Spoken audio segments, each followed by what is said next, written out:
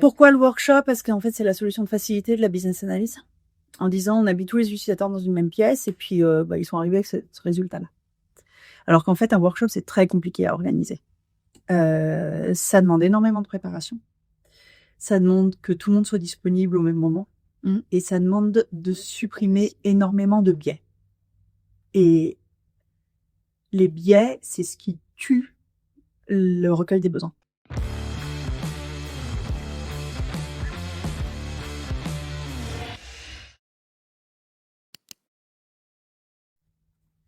Bonjour et bienvenue sur Happy Dev Decoding. Aujourd'hui, j'ai le plaisir de recevoir Eva Polini, experte en BI. Bonjour Eva, comment ça va aujourd'hui? Bonjour, merci de me recevoir, ça va très bien.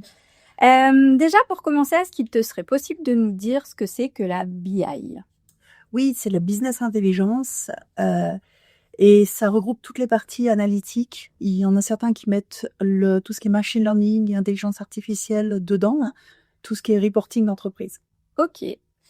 Est-ce que justement tu peux nous raconter un petit peu tes débuts dans le domaine informatique et quelles ont été les étapes clés finalement de ton parcours professionnel? Ouais, j'ai fait 2 masters à la Sorbonne en business analyse et en informatique. Et je me suis très vite spécialisée dans la BI parce que c'était en apprentissage et que mon premier job était dans la BI. Et j'ai trouvé ça passionnant, donc j'y suis restée. Ah ouais, je peux comprendre.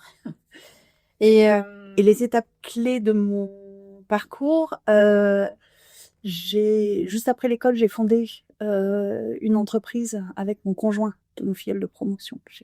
D'accord. Que j'ai converti à la BI.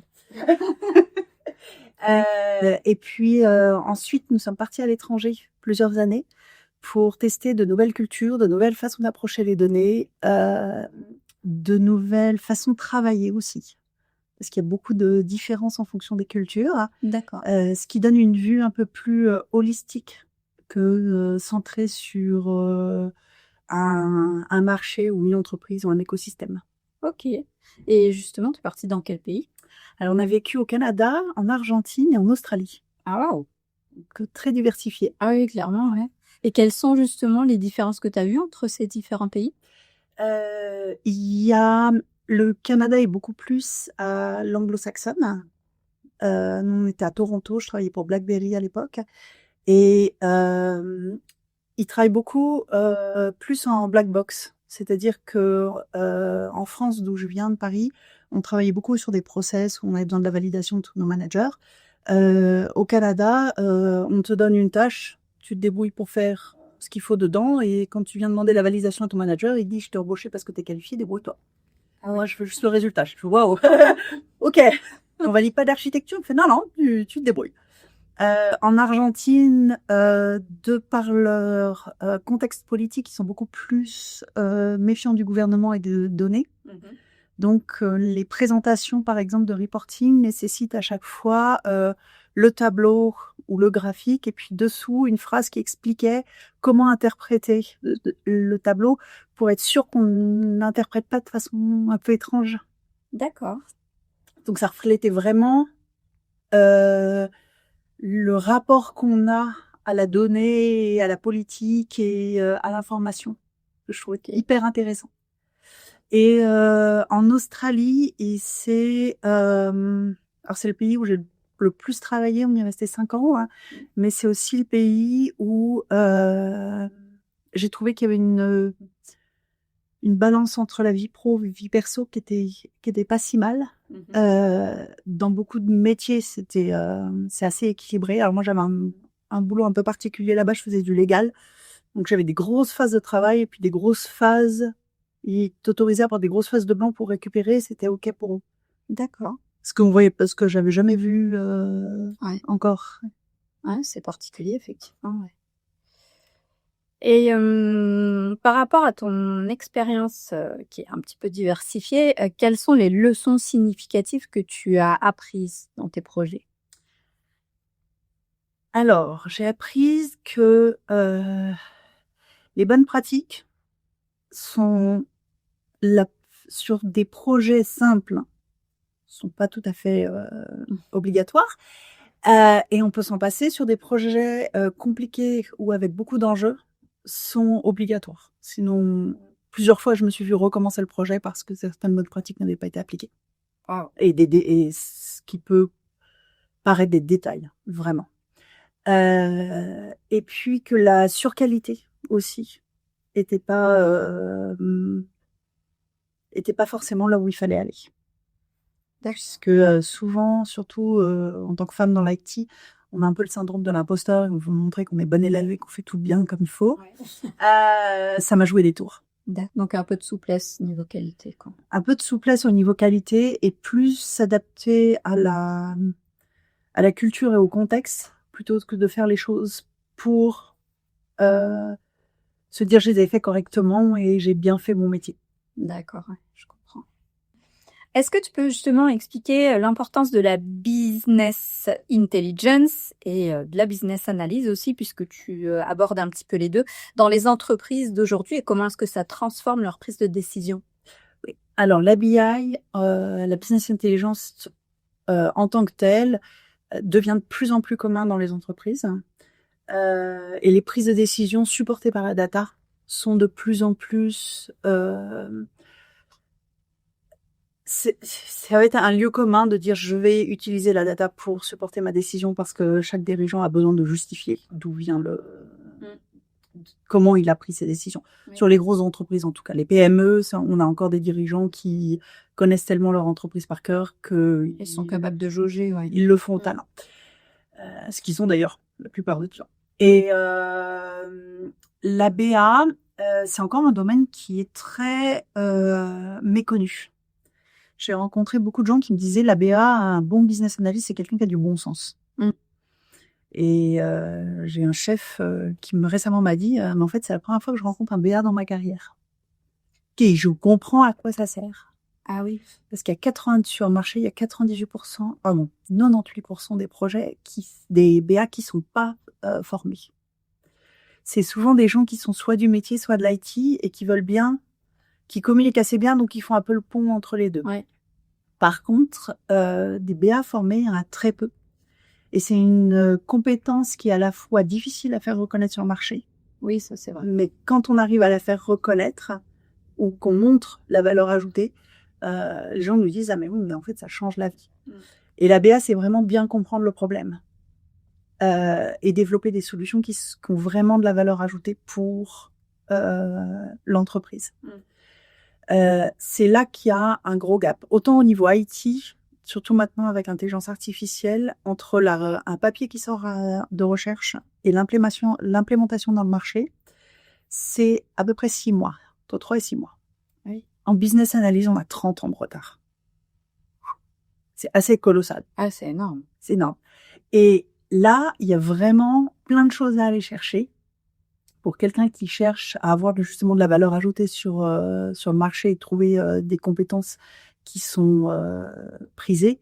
Il y a vraiment de la valeur à aller chercher. Il y a vraiment des choses à améliorer parce qu'on se rend compte que, par exemple, 88% des projets en IT ne délivrent pas ni dans le temps, ni dans les scopes, ni dans les délais. Échouent au moins partiellement. Sur ces 88%, quand on regarde les routes causes, pour plus de la moitié, c'est des problèmes d'analyse. Ah, ouais. C'est des problèmes qu'on n'a pas engagé les bonnes parties prenantes, qu'on n'a pas défini les bons objectifs, qu'on a des dépassements de scope parce qu'on a l'impression que le business change d'avis alors qu'en fait, dans 95% des cas, dans 95% des cas, il change pas d'avis, juste le besoin a mal été cité au départ. Ouais, c'est ça. Donc là, il y a une grosse valeur ajoutée pour les entreprises qui est encore assez confinée parce qu'on ne challenge pas le statu quo. Autant on va challenger les développeurs sur leurs compétences et à quel point ils sont à jour, autant les business analysts, ouais, c'est compliqué. C'est beaucoup plus compliqué. Et justement, une question me vient, est-ce que l'agilité permet d'aplanir un peu tout ça, de faciliter un petit peu cette... Non? Alors... J'ai dit un gros mot. Bah, c'est un mot interdit à la maison. L'agilité. Je trouve que sur le principe, c'est très bien. Les fondamentaux sont très bien. Par contre, en entreprise, la plupart du temps, on n'implémente pas de l'agilité, on implémente de la fragilité. C'est-à-dire qu'au lieu de se poser les questions de pourquoi on fait les choses et avoir de la vraie valeur ajoutée, on va faire un truc, essayer et voir si ça marche ou si ça marche pas. Mais il y a beaucoup de décisions, surtout dans la data, qui doivent être prises sur le long terme et sur le commun pour tout le monde. Ils ont ce petit visuel dans l'agilité là du petit skateboard qui se transforme en trottinette, puis en vélo, en moto, puis en voiture. Moi, je suis utilisatrice. Je vous dis que je vais à Sydney. Si vous me donnez un skateboard et vous me dites va vers l'est, puis on se rejoint, vaut mieux attendre puis prendre un avion à l'aéroport parce que c'est pas en partant du skateboard puis en s'éloignant de l'aéroport que ça va résoudre le problème. Je pense qu'il y a un vrai problème que nous on voit en entreprise, c'est qu'on va prendre en compte le besoin des parties prenantes, d'une partie prenante, ce qu'on appelle les user stories, sans prendre en compte les besoins de l'entreprise, qui sont souvent différents des besoins des parties prenantes. Oui, bien sûr. On a un grand directeur qui veut un rapport super vite, super rapidement, mais l'entreprise, elle a besoin qu'on construise un jeu de données pour que tout le monde puisse le réutiliser. On a besoin d'un truc stable. Ouais. On a besoin d'une solution maintenable. Et en fait, après, en travaillant user story par user story, c'est très difficile d'avoir quelqu'un qui fait avocat pour ce qu'on appellerait les externalités ou le bien commun ou ce genre de choses-là. D'accord. Et ça donne des solutions dans la data qui sont souvent assez patchées, un peu un patchwork de bouts de solutions qui fait que pour les développeurs aussi, ils n'ont pas la vue globale et c'est assez frustrant. Ouais, je peux comprendre. Et justement, ces données, quels sont les types de données qui sont prises pour faire de la business intelligence? Alors, les premières étapes sont quasiment toujours les mêmes. Ça va être, je veux voir mon business process. Montrez-moi si ce que je fais fonctionne. D'accord. Ça, c'est la première question que va me poser chaque utilisateur. Et puis après, ils vont avoir toujours les mêmes 4 ou 5 demandes et elles arrivent juste pas dans le même ordre en fonction du contexte. Donc, il y en a une, ça va être, je veux plus de détails. Sur, j'ai trouvé où est-ce que dans mon process de vente, si j'avais un problème, montre-moi exactement ce process-là, qui fait quoi, pourquoi. Tu vas avoir, je veux être sûre que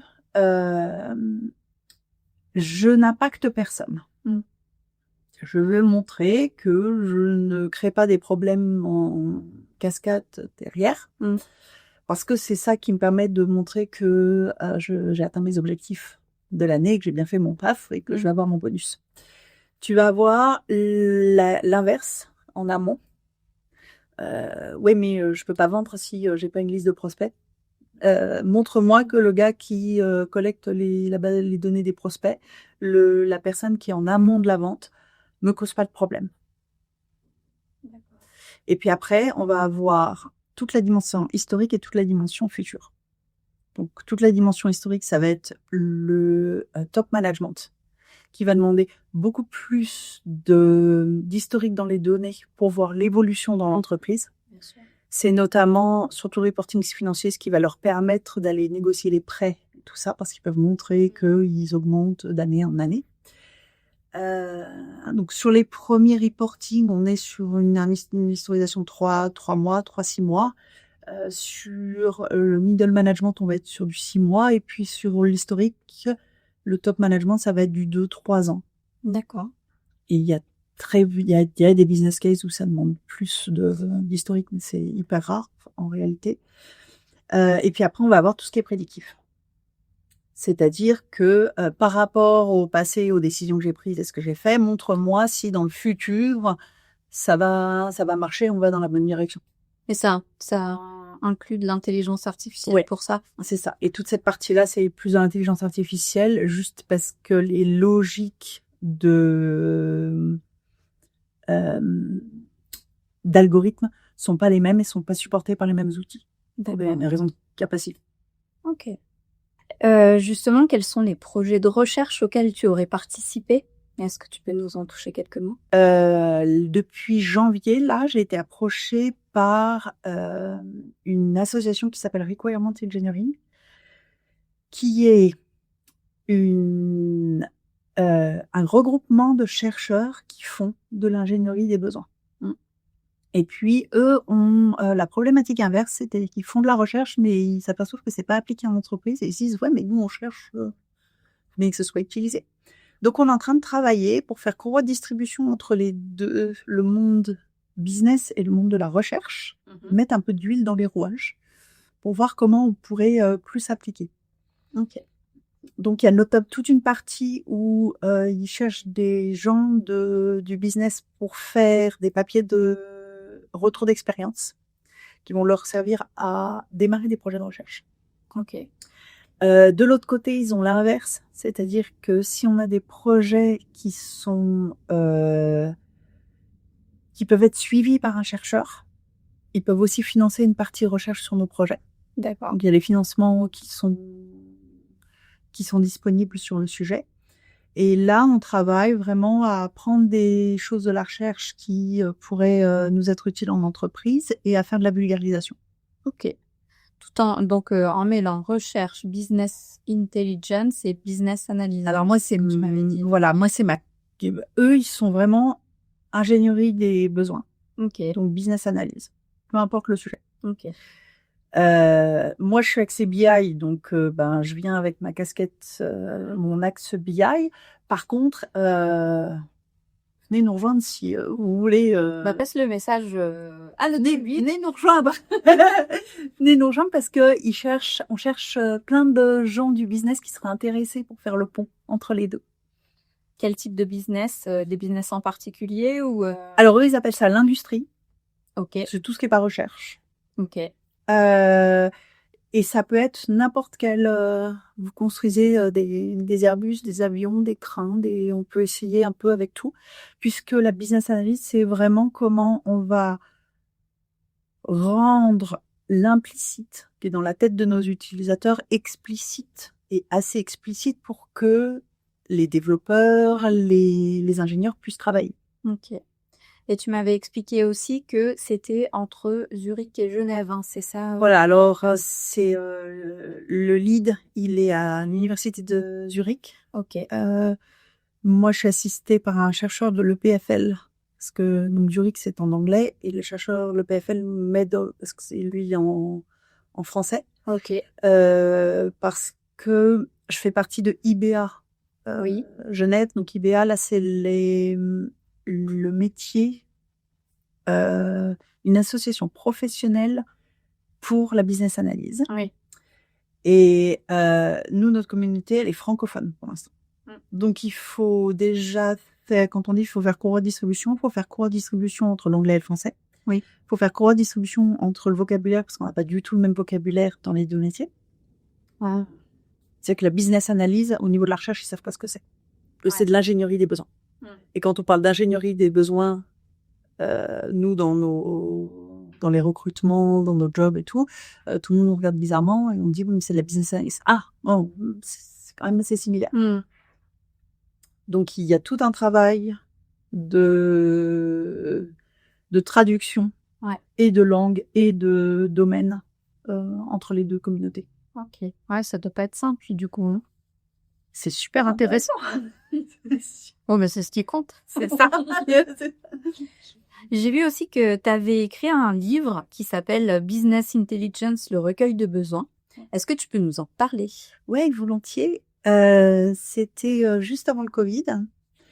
Je suis revenue d'Australie et puis j'avais dans mon livre ce que j'appelle mes grimoires, c'est toutes mes notes de justement ces papiers de recherche que je lisais tous les matins en me disant qu'est-ce que je fais, je les balade ou je les jette, j'en fais quoi? Donc j'ai appelé plusieurs éditeurs qui m'ont dit volontiers qu'on publie le livre et donc j'ai écrit ce livre qui est en fait toutes les techniques de business analyse que où j'ai trouvé un intérêt pour la BI. Ok. Et comment on pouvait l'appliquer sur de la BI.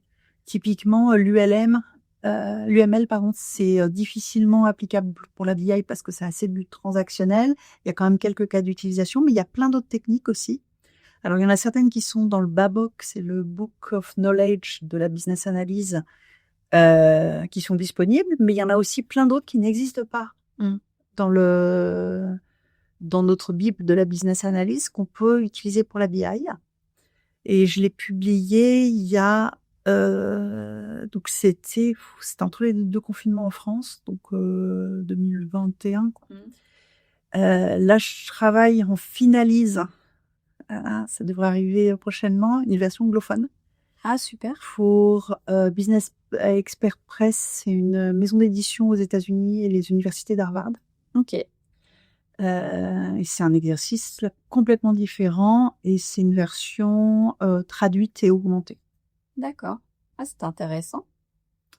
C'est celui-ci, c'est un challenge. Celui-là, c'est plus compliqué parce que l'exercice de traduction, c'est vraiment un exercice différent d'un exercice d'écriture. Oui, forcément, oui. L'exercice d'écriture ressemble beaucoup à de l'introspection. Parce qu'il faut être assez bienveillant avec soi-même pour avancer et assez strict avec soi-même pour produire quelque chose de qualité. Donc, ça dépend des jours.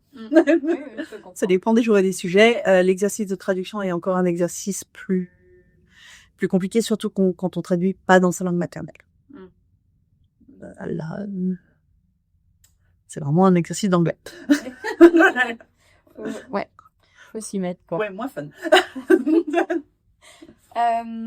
J'ai vu également, d'ailleurs, c'est grâce à ça que on a été en contact sur LinkedIn, que tu avais participé à WITS, donc Women in Data Science, et que tu avais fait une présentation lors de leur événement. Est-ce que tu peux nous en parler, justement? Oui, il m'avait demandé, donc Kat m'avait demandé de travailler de présenter justement le framework que j'ai pour la business analyse. D'accord. Et la BI. Donc on a fait ça sous forme d'atelier pendant 1 heure. J'avais amené des pulses à construire aux participants, justement pour retrouver sur un projet de BI qui doit vous donner quelle information, à quel moment, pourquoi et comment on peut, et des exemples de modélisation. Pour faire réfléchir les gens sur le fait que ça, c'est une méthode que je propose, qui est une méthode qui est très structurée.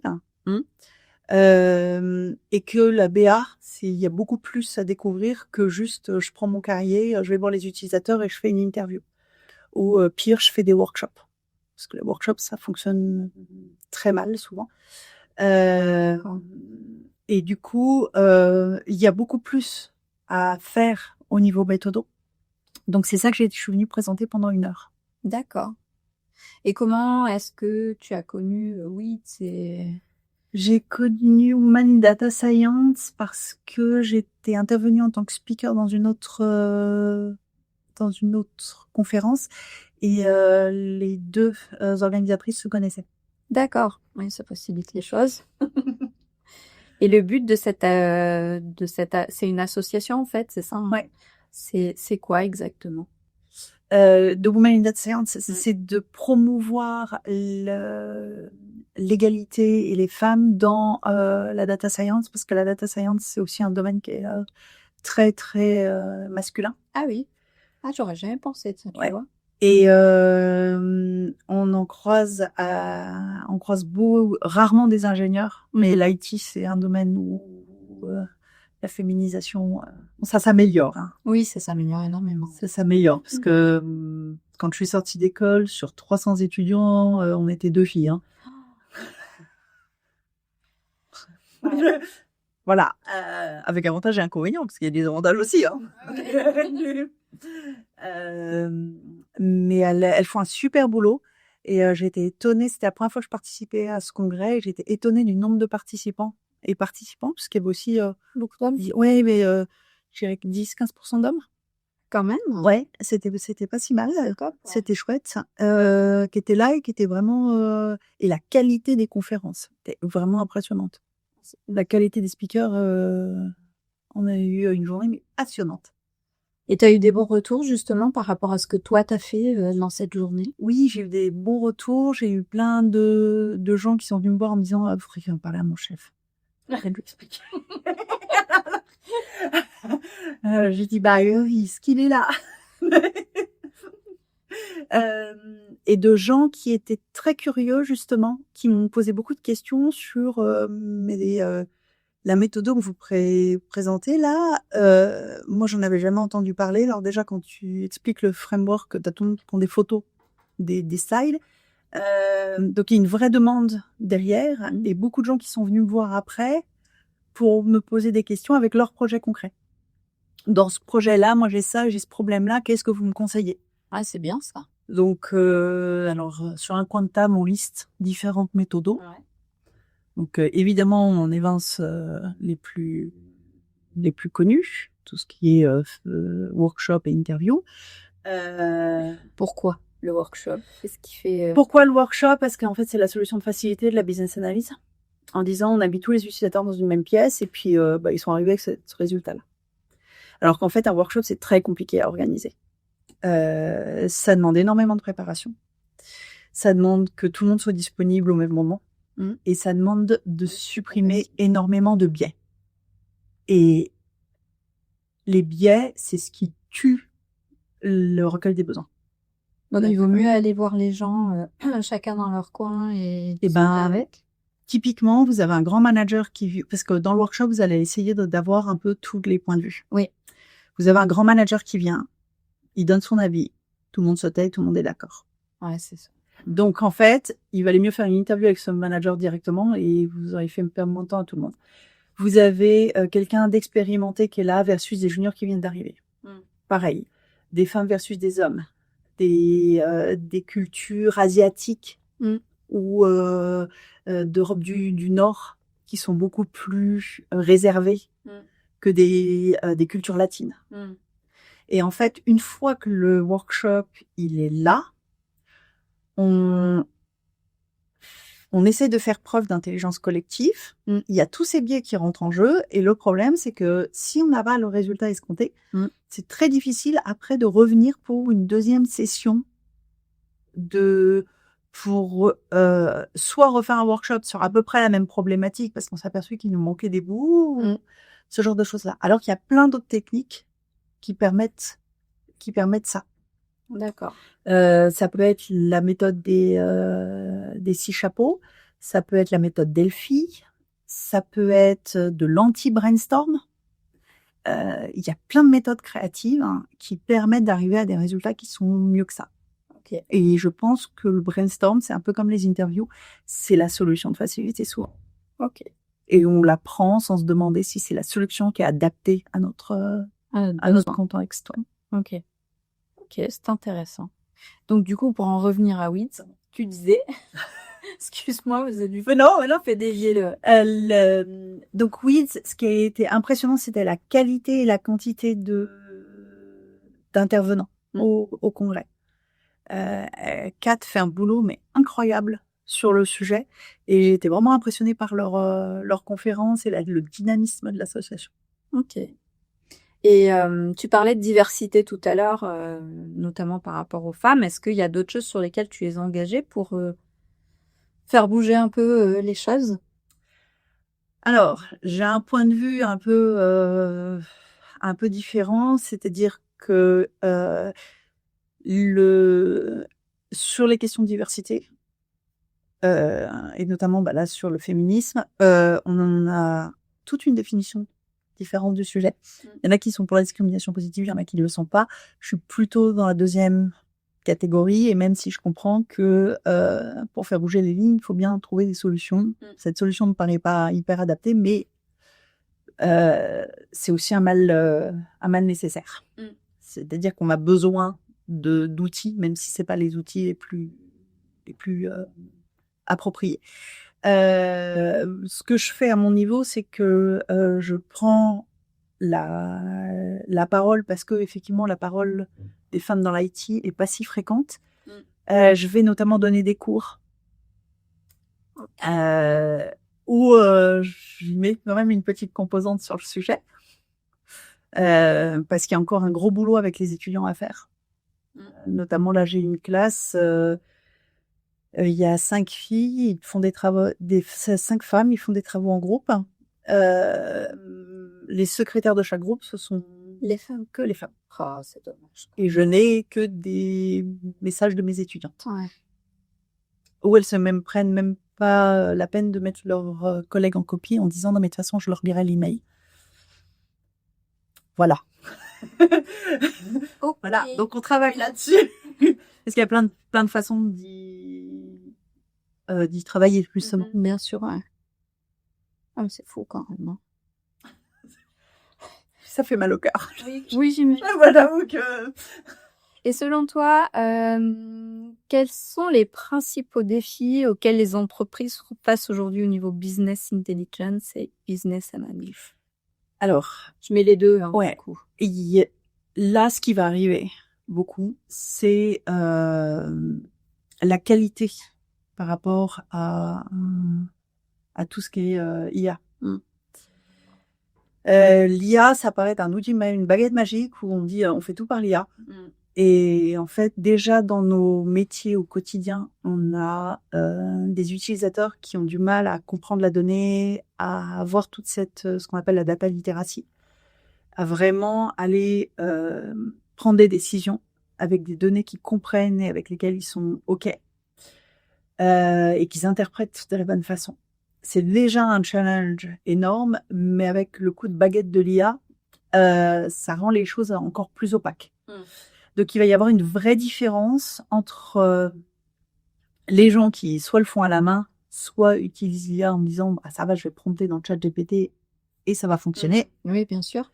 Versus ceux qui peuvent vraiment comprendre les bonnes pratiques, comprendre comment les systèmes sont structurés et comment prompter la chose. Là où c'est passionnant, c'est que les techniques, par exemple, pour prompter correctement, toutes les choses qu'on voit apparaître sur LinkedIn, comment bien prompter et tout. Alors, c'est pas tout récent, en fait. Étonnamment. C'est vrai. Ouais. Moi, j'apprenais ça en cours. Ah, bah écoute. Parce qu'en fait, c'est de la business analyse.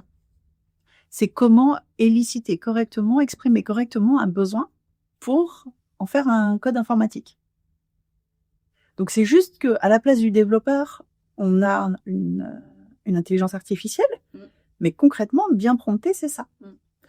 Alors, je l'ai appris il y a plus de 20 ans en cours et j'ai retrouvé cette semaine, là, c'est là que je suis complètement tordue, un papier de 56 qui en parle de 1956, qui commence à parler de ça.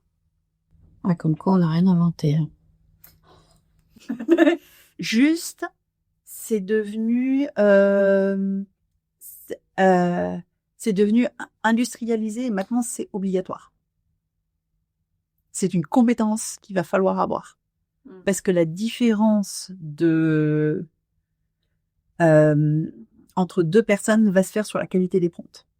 Ouais, bien sûr. Et sur la capacité de la personne à dire OK, l'IA a fait le boulot pour moi, mais moi, je vérifie ce que fait l'IA et je vérifie que ce qu'elle m'a donné, c'est le résultat correct et que c'est pas une hallucination. Ouais. Donc, pour ça, il faut connaître ses bonnes pratiques, il faut savoir le résultat qu'on attend, il faut... Ouais, bien sûr, faut pas y aller à l'aveugle, quoi. Et là, ça va faire une grosse différence. De quelqu'un qui est capable de regarder si le modèle de données, c'est bien le bon modèle de données, c'est bien la qualité de données qu'on attend, il y a bien les clés, il y a bien tout ce qu'il faut. Ouais, bien sûr. Donc ça va faire une grosse différence, je pense. D'ici 5 ans, comment est-ce que tu envisages le paysage de tout ce qui est données, business intelligence, etc. Alors, je pense que on va quand même avoir beaucoup de freins dans les entreprises qui ont pas de niveau de maturité dans la data. C'est-à-dire que celles qui ont déjà pris du retard vont continuer à prendre du retard. Ouais. Celles dont les jeux de données sont pas clean, dont les utilisateurs hésitent encore à avoir confiance dans les données, qui font pas du self-serve, par exemple.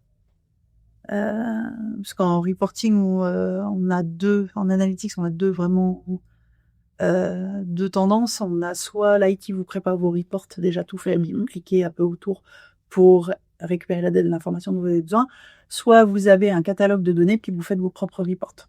Comme si on utilisait Tableau, par exemple, et puis on disait, ben voilà, je veux les données qui sont aux États-Unis, à tel endroit précisément. C'est ça. Sur tel produit, etc. C'est ça. Mais le report qui est fait par l'IT, il est déjà fait pour un nombre de scénarios définie. Ok. Alors que le self-serve, c'est vraiment souvent la première version, c'est une version sur Excel avec des tableaux croisés dynamiques. Vous avez toute la liste de champs et tout. Mais pour faire ses propres reports, il faut déjà avoir vachement confiance dans ces données. En fait. Là, il faut être sûr, c'est clair. Alors que sur Tableau, sur des outils de reporting, l'IT vous dit ces données-là, elles sont fiables. Je prends moi la responsabilité que les décisions que tu prendras, elles sont bonnes. Donc ou les datas sur lesquelles elles sont bonnes. Donc l'utilisateur a beaucoup moins de responsabilités. Il délègue sa responsabilité à l'IT. Ouais. Donc, pour amener les utilisateurs à faire du self-serve, il faut énormément de travail sur de la gouvernance, sur les définitions, sur la qualité des données derrière, pour lui donner cette confiance et pour lui donner cette compréhension de la donnée. C'est-à-dire que votre donnée, elle est peut-être sortie avec 70% de qualité. Pour un business case, pour faire un forecast marketing à 5 ans, c'est très bien. Pour prendre une décision légale, c'est pas suffisante. Donc, quand est-ce que je l'utilise? Pourquoi?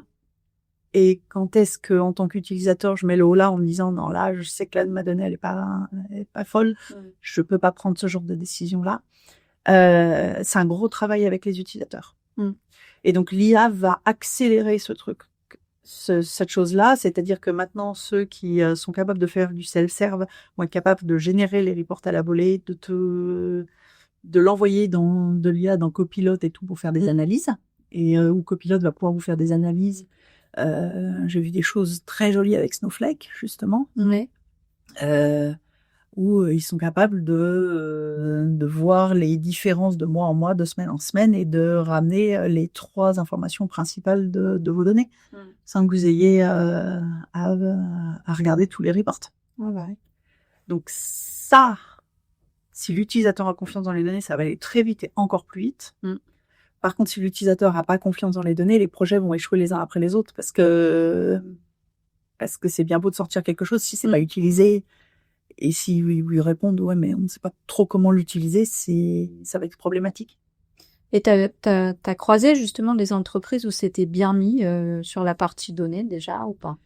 Est-ce qu'il y en a qui sont en avance sur ça? Alors j'en ai vu certaines, notamment sur les projets Lego, qui donnent un gros coup de boost à ce genre de choses-là.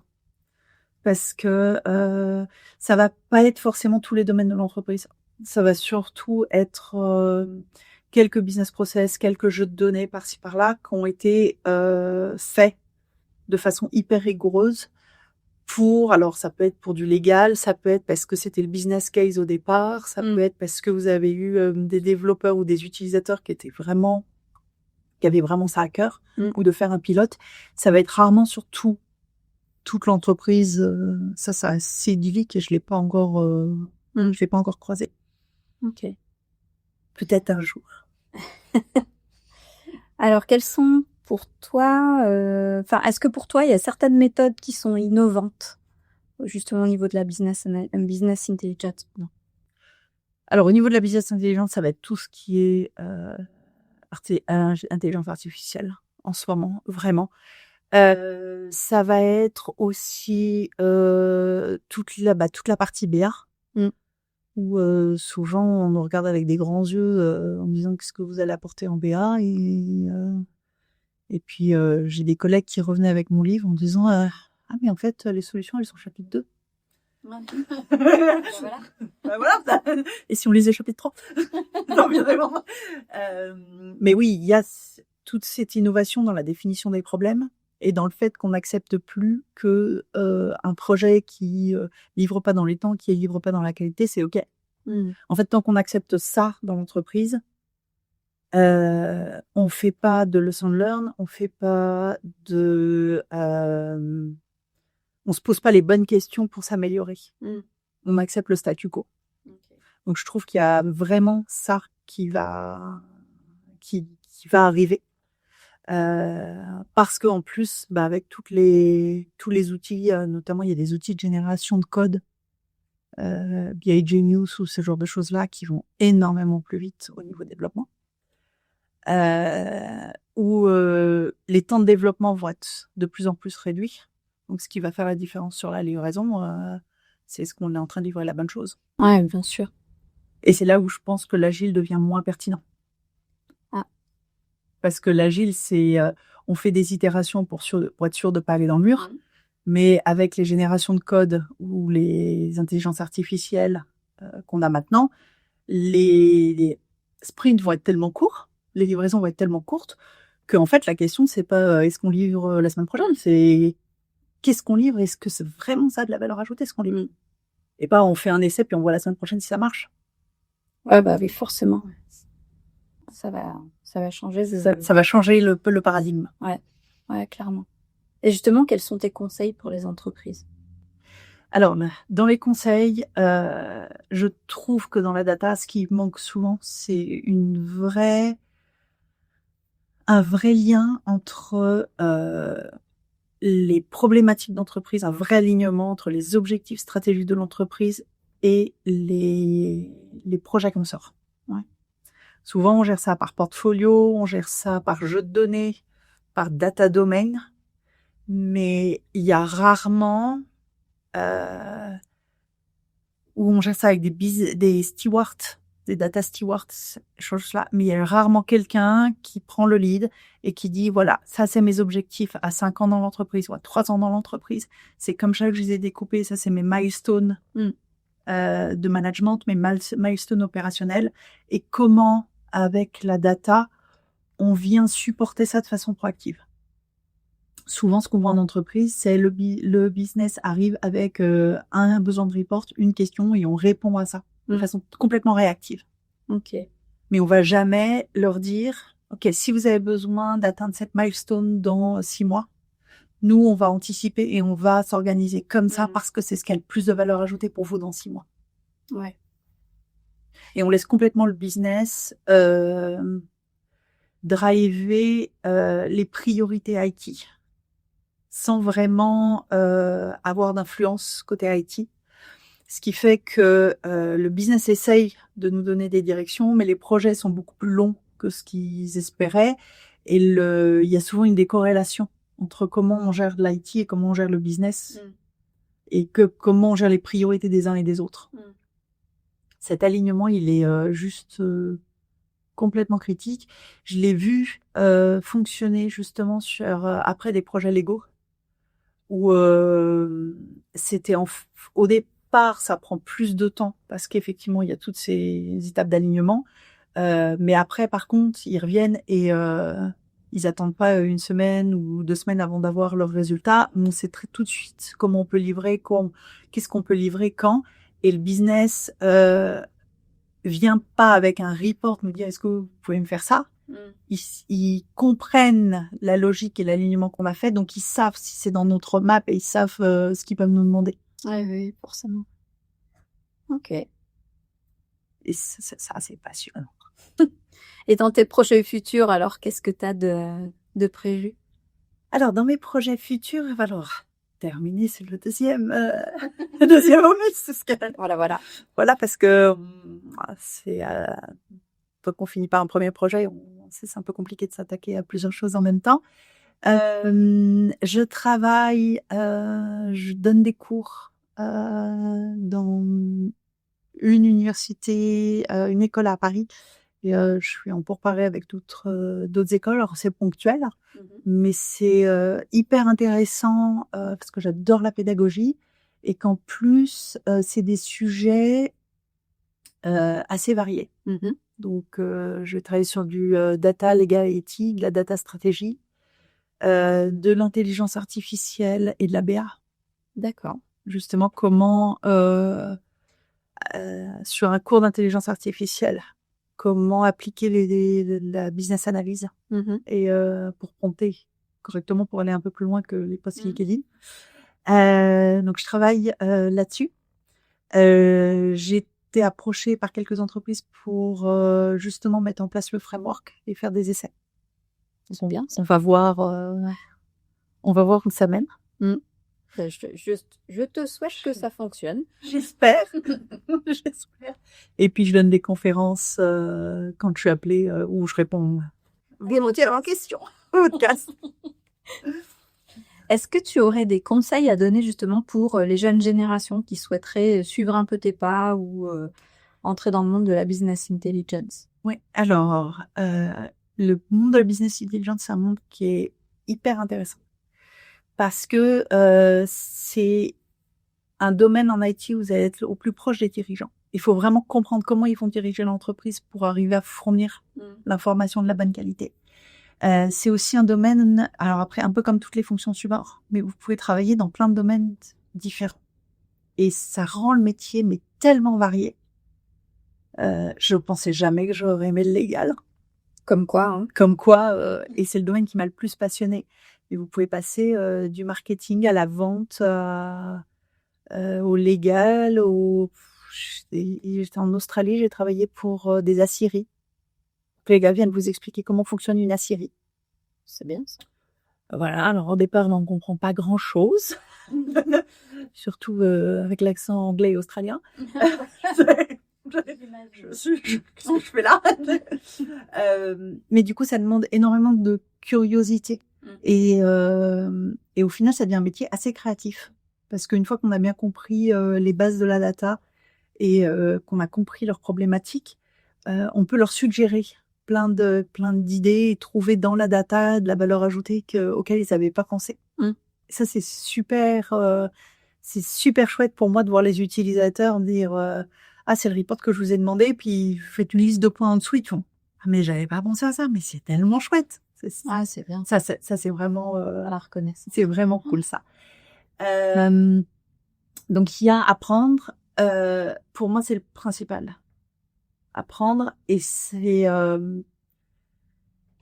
je vais comparer ça à la gestion financière. Il y a un livre Père riche, Père pauvre, où il dit que quand vous gérez vos finances, il faut se servir en premier, il faut épargner en premier, après vous payez tout ce que vous avez à payer.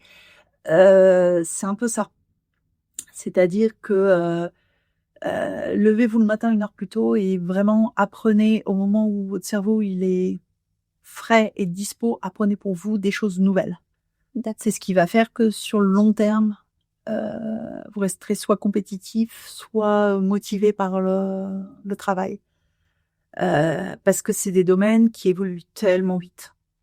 Quand on dit que les papiers de recherche en IT, ça met entre 3 et 6 mois pour arriver sur le marché du travail, on peut être dépassé très très vite, et il faut avoir cette soif d'apprendre et d'essayer de nouvelles choses. Justement, est-ce que tu as des livres ou des sites que tu conseilles pour en apprendre un peu plus sur la BI? Alors moi, je suis très livre. Ouais. Il y a toutes les références de Kimball. Kimball, c'est le pape de la BI qui a inventé tous les concepts de base. Il va y avoir tout ce qui est Data Vault. Vous avez des livres qui sont super bien faits. D'ailleurs, il y a un Suisse qui vient de publier un livre vachement bien sur la boîte à outils du dashboard et du reporting. D'accord. Vraiment bien foutu. Et je suis plus livre parce que ça permet de feuilleter et de passer. Ouais. D'aller chercher vraiment l'information qu'il nous faut, et qu'en plus, comme on passe énormément de temps devant nos ordinateurs, au moins oui, ça libère un peu. Ça libère, et ça permet aussi de se distancier de toutes les notifications et tout, parce que mine de rien, pour apprendre, l'apprentissage, ça reste du temps de concentration. C'est le temps qu'on y passe fois la concentration qu'on y met. On peut dire on l'a tous fait à l'école. J'ai fait mes devoirs pendant 2 heures, mais en fait, t'as regardé les papillons qui passaient autour et t'es resté dans ta copie pendant 2 heures, et c'est pas très productif. Donc ça, c'est vraiment, je trouve, pour les jeunes, surtout ceux qui sont nés avec les nouveaux téléphones, c'est vraiment la chose critique. C'est d'apprendre à faire peut-être la semaine de 4 heures, celle dont tout le monde rêve. Mais la semaine de 4 heures, c'est 4 heures de concentration, sans notification, sans pensée parasite, sans ce genre de choses-là, ce qui est très compliqué. Oui, c'est vrai. Donc ça va être le gros sujet. Est-ce que tu as une petite anecdote pour nous? Ouais. J'ai une petite anecdote. Un jour, j'étais jeune jeune apprenti, j'ai fait un retour d'expérience sur ce qu'était l'apprentissage qu'on fait une petite conférence. Puis derrière moi parlait un directeur d'une très grande école française, d'une très grande école de commerce. Et puis je le recroise quelques jours plus tard. Il me dit: Madame Poligny, j'ai bien aimé votre présentation. Est-ce que vous avez postulé pour venir dans notre école l'année prochaine? Je dis: ah non, parce que votre école, mon niveau. Et il m'a regardé, il me dit: mais qu'est-ce que vous êtes arrogante. Merci. Je dis: ah non, c'est pas compris. Je recommence. Votre école, mon niveau. Il me dit: oui, mais si vous n'avez pas postulé, ça veut dire que vous pensez que vous êtes meilleur que moi pour sélectionner les dossiers. À quel moment vous pensez que vous savez faire mon travail? La question à laquelle vous devez répondre, c'est: est-ce que ça vous plairait? La question à laquelle je dois répondre, c'est: est-ce que vous êtes capable? Il m'a regardé, on était dans un salon de l'étudiant, il m'a regardé droit dans les yeux, il m'a dit: moi je sais si vous auriez été prise ou pas, et vous resterez avec vos regrets toute votre vie parce que je vous le dirai pas. Il est parti.